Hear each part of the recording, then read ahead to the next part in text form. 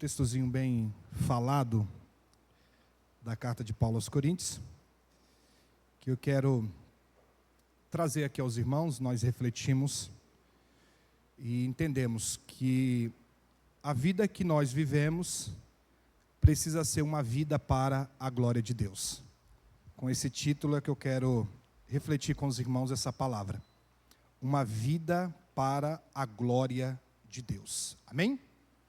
1 Coríntios 10, 31, o texto que Paulo escreve àqueles irmãos diz assim: assim, quer vocês comam, quer bebam, quer façam qualquer outra coisa, façam tudo para a glória de Deus.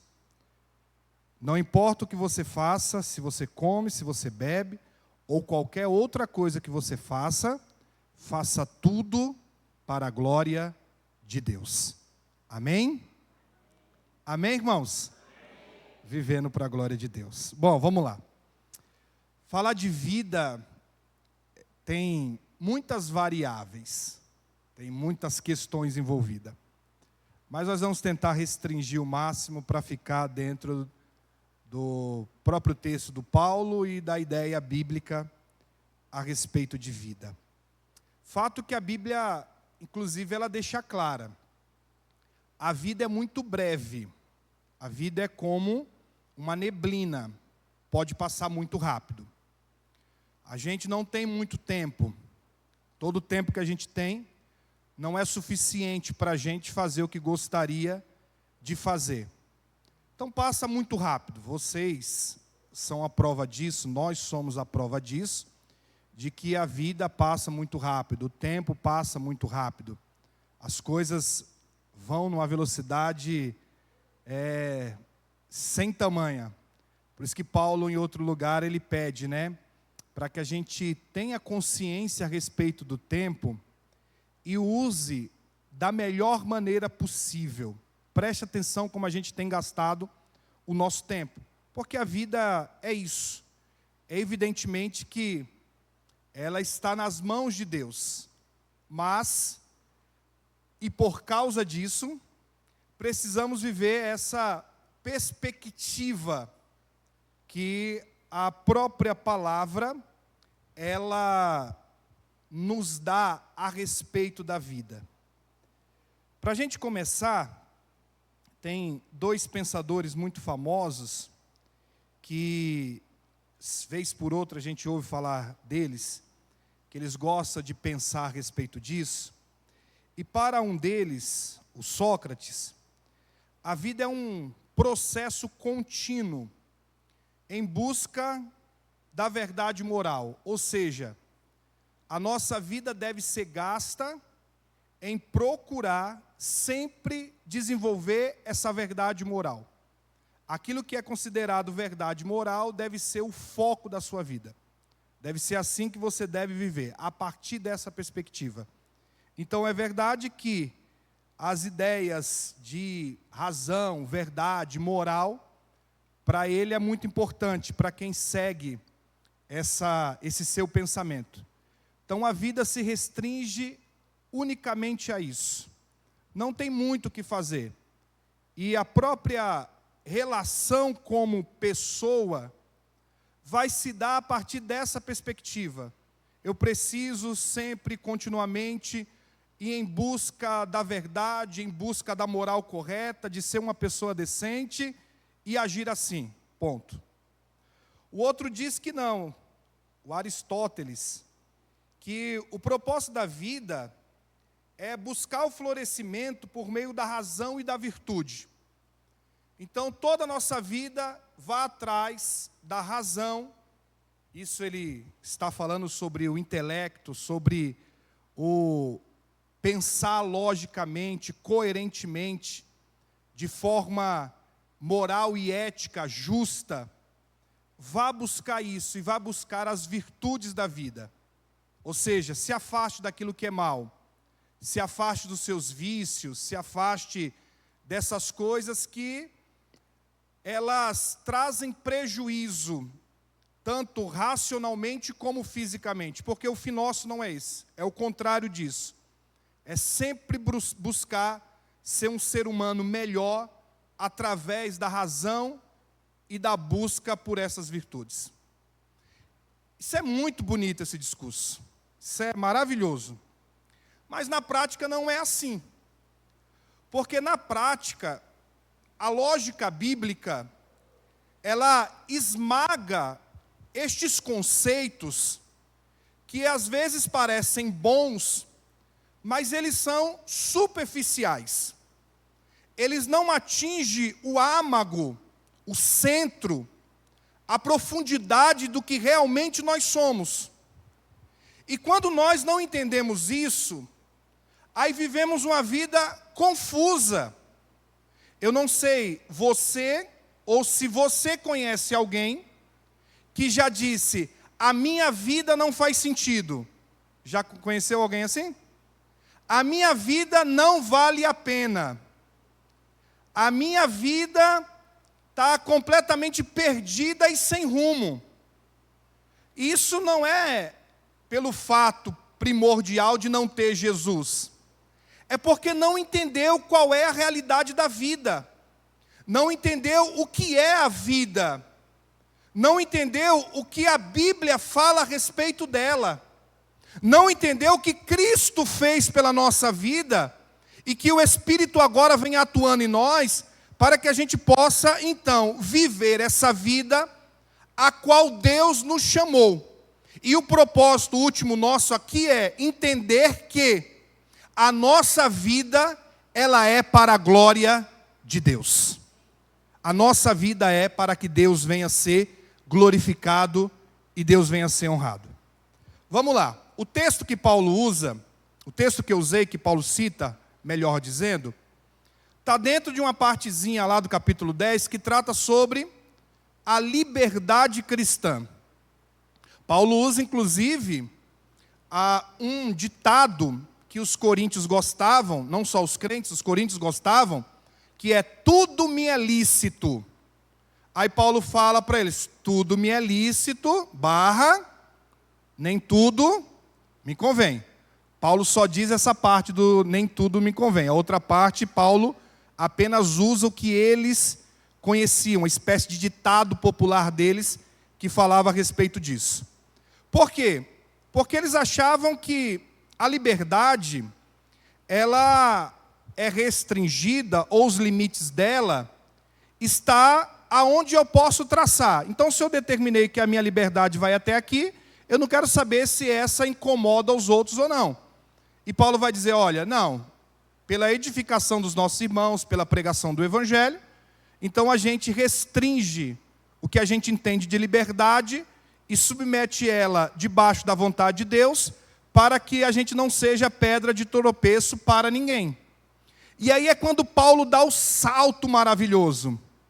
É quando Paulo pula do aspecto apenas do que fazemos ou não fazemos para edificar e pregar o Evangelho, para a totalidade da vida do crente, que é, Deus será glorificado no que eu faço, Deus será glorificado no que eu falo, Deus será glorificado com a minha vida, Deus será honrado através de mim aonde eu estiver. Então essa é a verdadeira liberdade cristã.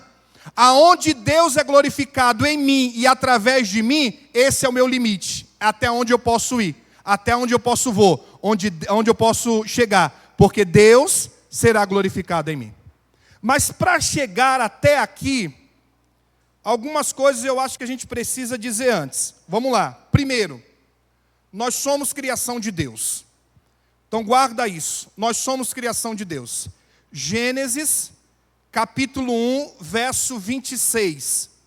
Para quem não lembra, se puder colocar, aí nos ajuda para os irmãos lembrarem, e eu também lembrar, quando Deus diz lá, façamos o homem a nossa imagem, conforme a nossa semelhança. A questão não é discutir teologicamente o porquê, não é, professor, do plural. A questão aqui não é essa. A questão é, somos uma criação especial de Deus. Deus está envolvido diretamente na nossa criação. Ou seja, você não é pouca coisa. Porque até então, Deus usa a sua palavra poderosa para criar. Até então, Deus está, através do poder da sua palavra, dizendo haja, e passou a existir.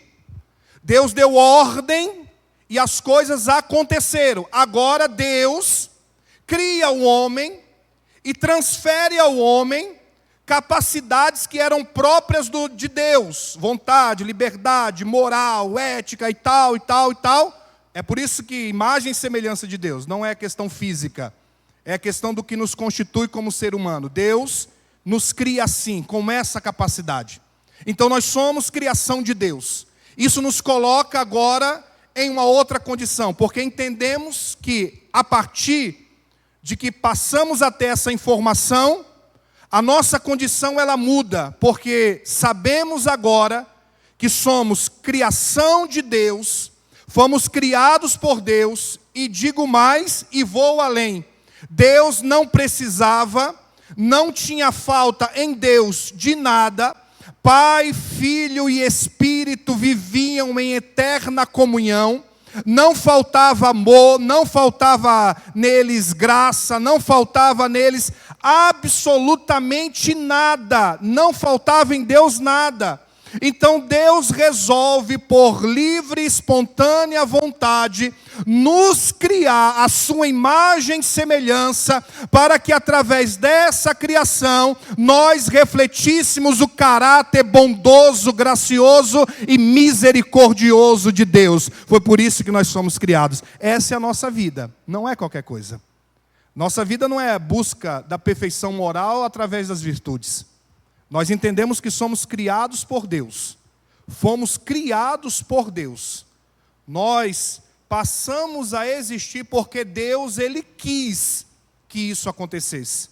Porque Deus, Ele interviu e nos trouxe à existência. E isso não tem a ver apenas na criação dos primeiros seres humanos, ou do casal que a Bíblia relata. A gente vai ver o salmista dizendo que antes dele ainda ser um embrião, ainda lá no comecinho da geração da vida, Deus já o conhecia e já tinha contado os seus dias. Porque Deus, como o nosso Criador, nos vê lá antes de existirmos. E Ele faz isso para que o nome dEle venha a ser glorificado. Então a sua vida não é perda de tempo. A nossa vida não é sem sentido. Não é sem saber para onde eu estou indo, ou o que eu faço aqui. As grandes perguntas do universo, né? Quem nós somos, de onde viemos e para onde nós vamos. Nós somos criação de Deus. Nós pertencemos a Deus. Nós temos a insígnia do próprio Deus na criação em nós. Então nós podemos ter o coração em paz e saber que a nossa vida não é um desperdício. A nossa vida não é aleatória, a nossa vida não foi um acidente de papai e mamãe. A nossa vida é projeto de Deus e Ele o fez para a sua glória. Amém? Amém, irmãos? Então estão ouvindo. Segunda coisa, tão importante quanto. Nós somos criados com um propósito. Eu acho que já perguntei aqui, mas...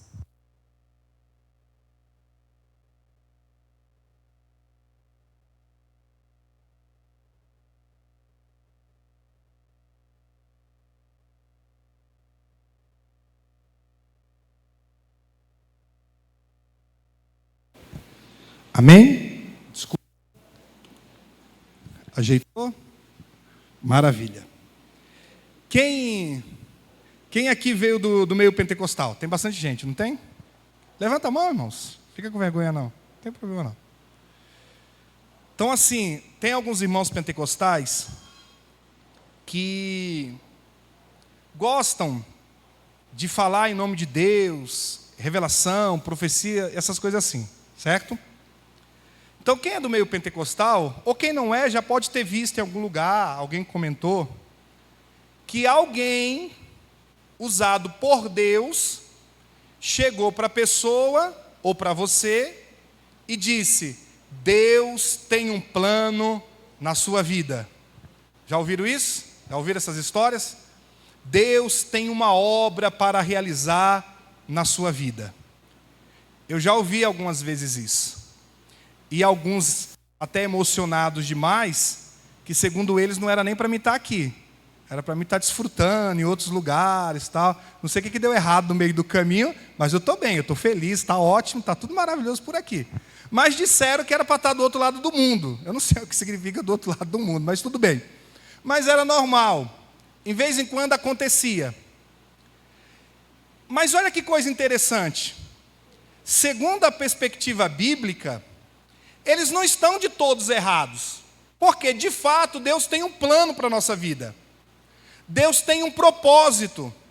Talvez o propósito de Deus, algumas pessoas entenderam errado, e acham que o propósito de Deus na minha vida é que eu ganhe muito dinheiro, é que eu seja famoso agora como influencer, como youtuber, e eu alcance milhares de pessoas, que eu seja reconhecido por alguma coisa. Talvez algumas pessoas pensem que o propósito de Deus seja isso. Não, Deus te abençoa, eu creio que Deus abençoa. Eu creio que Deus faz coisas extraordinárias. Deus faz coisas maravilhosas que fogem do nosso controle, dos nossos planos, dos nossos pensamentos. Por isso que Ele é Deus e nós não somos. Só que a questão do plano de Deus, obra de Deus, e do propósito de Deus para a nossa vida, é que Ele seja glorificado.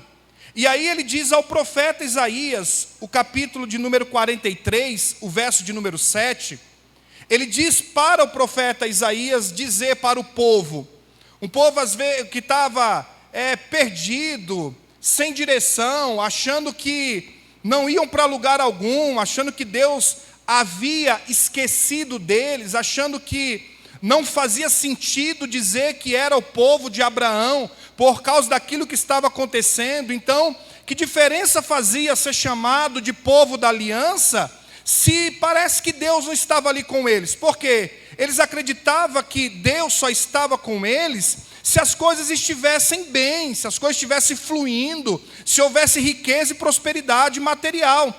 E aí Deus usa o profeta para dizer, não, peraí, presta atenção.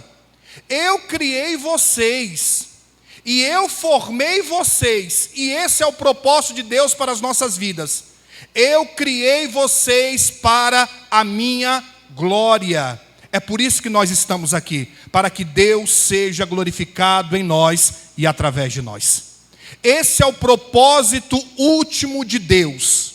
Essa é a finalidade última de Deus sobre cada um de nós aqui. Deus, Ele nos salva em Cristo, Deus, Ele nos resgata, e a nova vida que nós recebemos agora, através de Cristo Jesus, ela vem acompanhada de um propósito, e o propósito de Deus para a sua vida é que Deus seja glorificado através de você. Esse é o propósito de Deus para a sua vida. Alguns, é claro, irmãos, alcança variáveis diferentes. Mas o que a gente não pode pensar é que, pelo fato, vou supor um pensamento aqui, alguém possa pensar que pelo fato de não estar aqui, cantando, pregando, liderando, não tem um propósito para a sua vida. Pelo fato das coisas não estarem indo bem no seu trabalho, você achar que Deus não tem um propósito na sua vida. Porque fomos ensinados assim, parece que tem que ter uma relação um com o outro. Se eu estou firme, se eu estou bem na igreja, se eu estou crente, se eu estou ali santo, Deus está me abençoando, então tudo está fluindo, o trabalho está bem, a família está bem, e está tudo indo muito bem, e na verdade não existe essa relação. Por quê?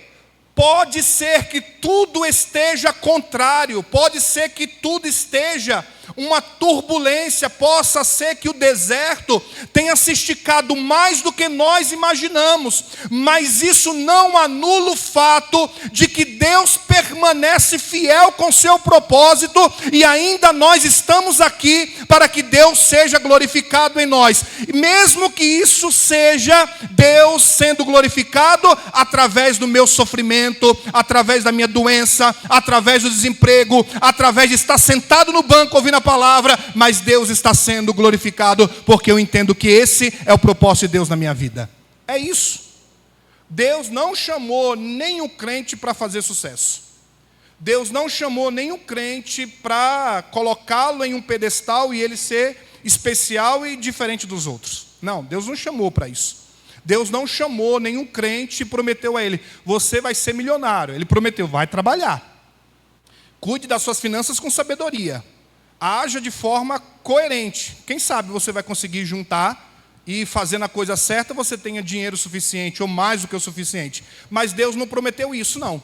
Agora, o que Deus prometeu é que Ele pode ser glorificado através da sua vida, como a vida que você escolher adorar e glorificar o nome do Senhor Jesus. Aí sim, Deus prometeu isso. Porque nós somos criados para isso, esse é o nosso propósito. Esse é o propósito que Deus tem para nós.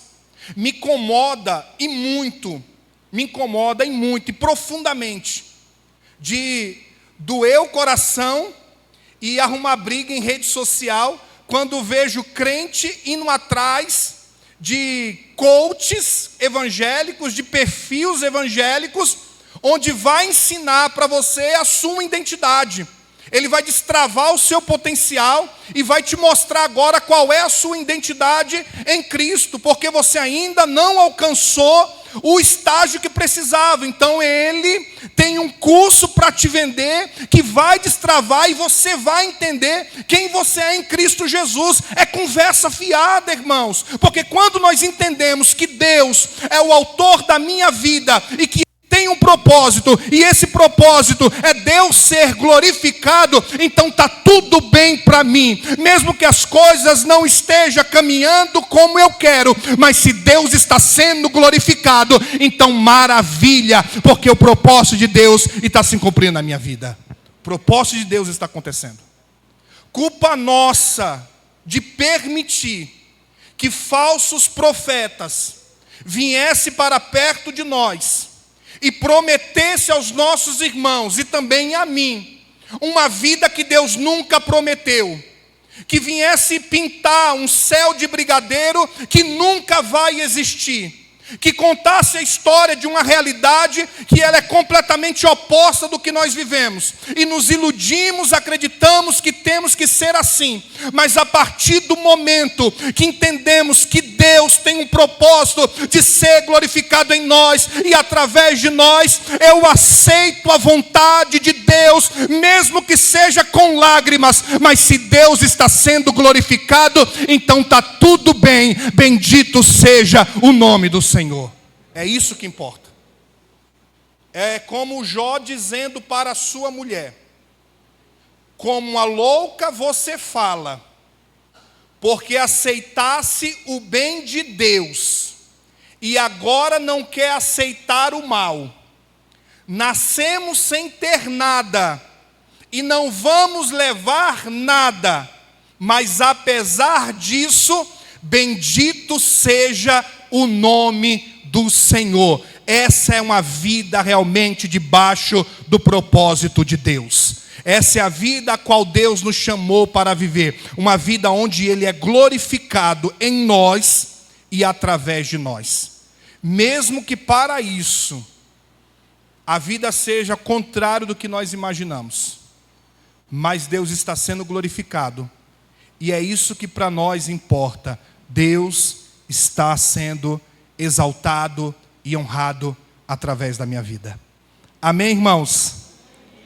Terceiro, entendemos que temos um propósito, que somos criação de Deus, que temos um propósito. Agora o chamado é viver para a glória de Deus. Somos colocados pela palavra, pelo Paulo contra a parede, e desafiados. Vocês agora precisam viver para a glória de Deus. Vocês precisam honrar absolutamente em tudo que vocês fazem a Deus. Isso não é pouca coisa. Isso não é. É honrar a Deus em tudo que nós fazemos. Hoje, na aula da escola dominical,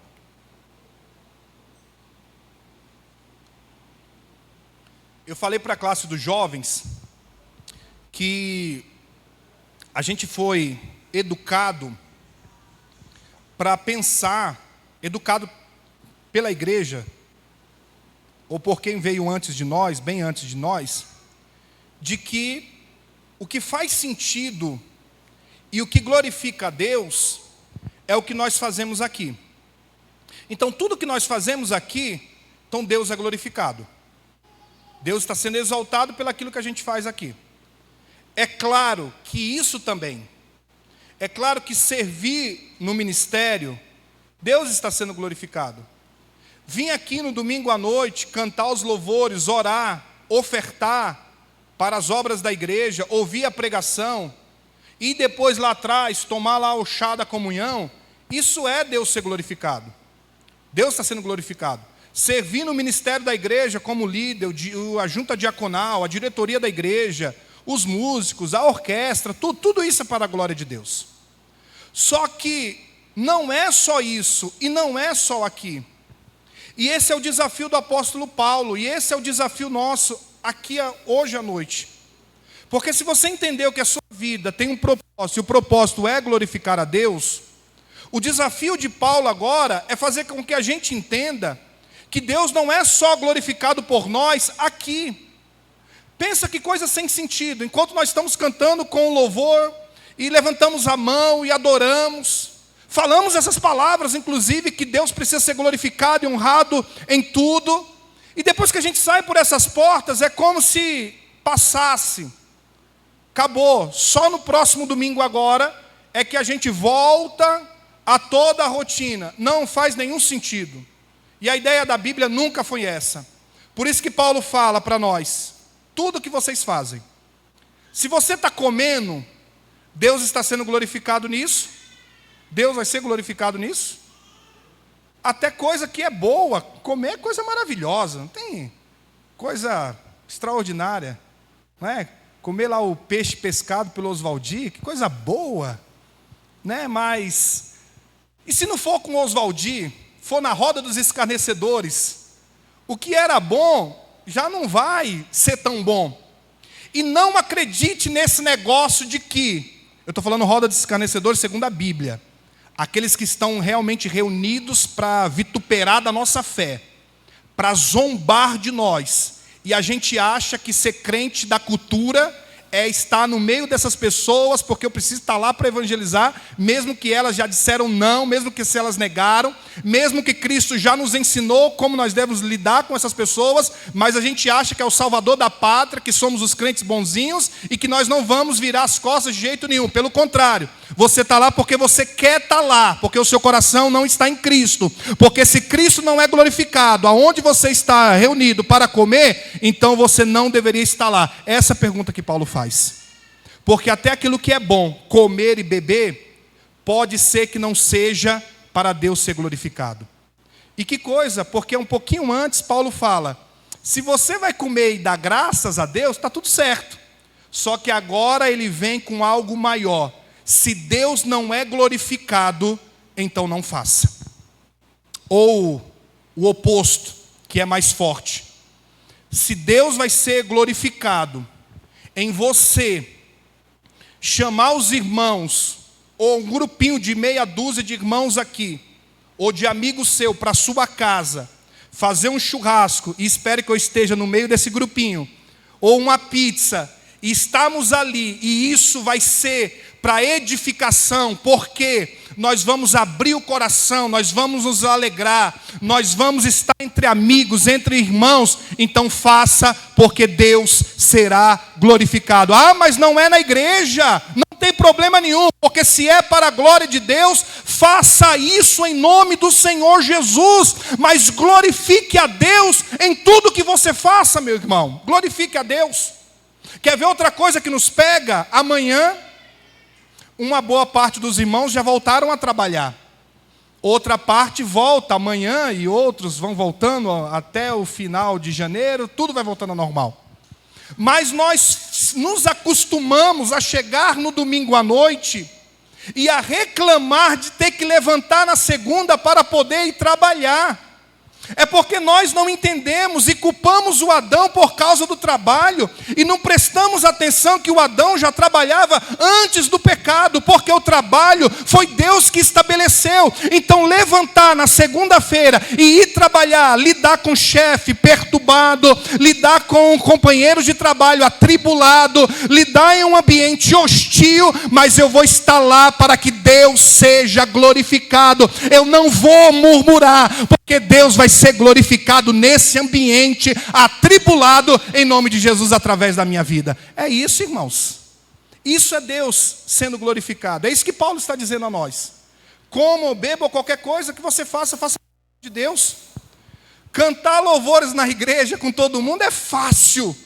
Quero ver você ter comunhão com Deus no meio da tribulação do trabalho. Mas é lá, não é aqui, porque aqui a gente te conhece. Aqui, se você não fechar os olhos e não levantar a mão na hora do louvor, não tem problema nenhum. Se você chorar, a gente te abraça. Se você estiver triste, a gente chega do seu lado. Aqui é muito fácil. Então não é aqui, porque aqui é tudo irmão. Aqui é comunhão, aqui é maravilhoso. É lá que Deus precisa ser glorificado. É através do nosso testemunho. Porque quando todos estiverem zombando e murmurando, nós estaremos honrando a Deus. Nós estaremos glorificando a Deus através da nossa vida. É isso que a gente vai fazer. Esse é o chamado de Deus. É isso daqui que a gente foi chamado para fazer. Glorificar a Deus em tudo. E é lá onde nós somos provados. É lá onde nós somos testados. É lá onde nós somos colocados por Deus, no meio da família, no tumulto, e aonde vai mostrar se nós realmente honramos o Deus em tudo ou não. É lá. É lá onde eu renuncio às minhas vontades, às minhas paixões. É lá onde eu perdoo, lá onde eu entendo, compreendo, onde eu aceito mesmo contra a minha vontade. Porque essa é a vontade de Deus, e Deus está sendo glorificado através dessa minha renúncia. Então eu faço em nome de Jesus. É isso, Deus está sendo glorificado. Deus está sendo glorificado quando eu derrubo os muros de separação que existem entre nós, entre pessoas fora, e construo ponte. Eu sou canal de bênção, nós somos canal de bênção. Deus é glorificado quando nós estendemos a mão. Deus está sendo glorificado quando estendemos a mão aos adictos, às famílias quebradas que vieram aqui, às pessoas desanimadas. Deus é glorificado quando nós nos colocamos de lado dessas pessoas. Deus é glorificado assim, mas também Deus é glorificado quando eu corto uma amizade que está prejudicando o meu relacionamento com Deus. É isso que a gente precisa fazer. Deus é glorificado assim. Conhece o livro No Meu Lugar o que Jesus Faria? Eu vou inverter aqui, parafrasear. Se Deus vai ser glorificado, faça. Continue com esse relacionamento. Continue do jeito que você está fazendo. Continue. Se Deus não é glorificado, não faça, não fale, saia de lá, abandone, deixe, porque Deus não está sendo glorificado. Ah, mas isso não é radical? Queria que o John Stott estivesse aqui para nos dizer: vocês são discípulos radicais, e se deixar que o mundo nos leve, a gente vai tratar tudo como normalidade. Nós não somos desse mundo, nós estamos no meio dele, para que Deus seja glorificado, e Deus é glorificado quando nós andamos na contramão dele. Essa é a vontade de Deus para nós. É isso que tem que ser. É assim, precisamos ser. Como eu disse na sala, vou repetir, citar eles mais uma vez. É todo mundo contra a ideia do matrimônio. Agora não dura nada. A gente anda na contrapartida, a gente defende o casamento lá. Eu e minha esposa em casa é outra dinâmica, mas fora, opa, casamento eu defendo até umas horas, né? É como o Kiel falou uma vez sobre o filho dele, né? Antes, quando ele estava querendo ter o filho e se consultou. Opa, eu e meus filhos, às vezes o negócio lá estreita. Mas quando ele perguntou, e aí, é bom ter filho? É bom, tenha filhos, isso aí. Tenha filhos, povoe o mundo, enche a terra. Porque é isso, é que a gente faz, a gente defende os princípios. Porque eu não tenho nada biblicamente para falar contra. Então, se eu não tenho biblicamente nada para falar contra, eu defendo. Eu sigo essa posição. Eu fico firme aqui. Essa é a vontade de Deus. E hoje é pelo casamento. Então, casamento não presta. Casamento, em média, de 7 anos, não dura. A gente vai na contramão. Não, matrimônio é bênção de Deus. Deus estabeleceu. Deus é que está sendo glorificado através do matrimônio. A gente ainda tem um ministério de casais na igreja para aconselhar, para abençoar, para sustentar. É isso. Por quê? Porque a gente entende que Deus está sendo glorificado. Ah, mas ninguém quer saber mais disso. Não tem problema. Enquanto Cristo não voltar, a gente vai continuar defendendo isso. Porque Deus é glorificado. Então, se Deus é glorificado assim, se Deus está sendo glorificado dessa forma, é assim que nós vamos ser. É dessa maneira que nós vamos agir. E esse é o chamado de Paulo. É isso que Paulo está nos desafiando. Irmãos, com a liberdade com que Cristo libertou vocês, o chamado de Deus na vida de vocês, quer vocês comam, quer vocês bebam, ou qualquer coisa que vocês façam, faça para a glória de Deus. Se não é para a glória de Deus, não faça, não vá, não fale. Esquece isso. Mas se Deus é glorificado, e se Ele está sendo glorificado, a despeito das dificuldades, como Paulo impôs àqueles irmãos dentro do seu comportamento, isso daqui é difícil, mas Deus está sendo glorificado. E se Deus vai ser glorificado, através do Espírito, Ele vai nos capacitar a viver uma vida em que o próprio Deus seja em nós glorificado, porque essa é a vontade dEle. Então a sua vida é para glorificar a Deus. Então tudo que você faz, desde o cantar aqui, desde o levantar a mão e adorar, é para a glória de Deus. A sua oferta depositada ou transferida é para a glória de Deus. Sentado ouvindo a pregação é para a glória de Deus. Mas quando chegar em casa e preparar as coisas para ir trabalhar amanhã, é para a glória de Deus. Quando estiver no transporte público ou no trânsito com seu carro, lembre-se, Deus está sendo glorificado e vai ser glorificado. Se Ele deu lá com uma tribulação, com um problema que você acha que não vai resolver, não se preocupe, Deus está sendo glorificado. E eu creio que Deus pode te dar estratégia para que você solucione os problemas que aparecem durante o dia e na sua vida. Por quê? Porque Ele vai ser glorificado através disso. Deus é glorificado e vai ser quando daqui a algumas semanas, você, pai ou mãe, levantar mais cedo do seu horário, preparar os seus filhos e mandá-los para a escola, Deus vai ser glorificado também nisso. Deus está sendo glorificado. Então essa é a nossa vida, esse é o desafio. E eu quero, junto com Paulo, desafiá-los e me desafiar, para que a nossa vida seja vivida para a glória de Deus. O que você fizer, o que você falar, aonde você for, aonde você colocar a mão, seja para que Deus venha a ser glorificado. Peça a Deus sabedoria, peça a Deus discernimento, peça a Deus graça, peça a Deus misericórdia, peça a Deus que o Espírito possa te guiar em todas as suas decisões e ações, para que tudo Deus seja glorificado. Amém, irmãos? Quero convidá-los a orar neste momento, a fechar os olhos e a pedir ao Senhor.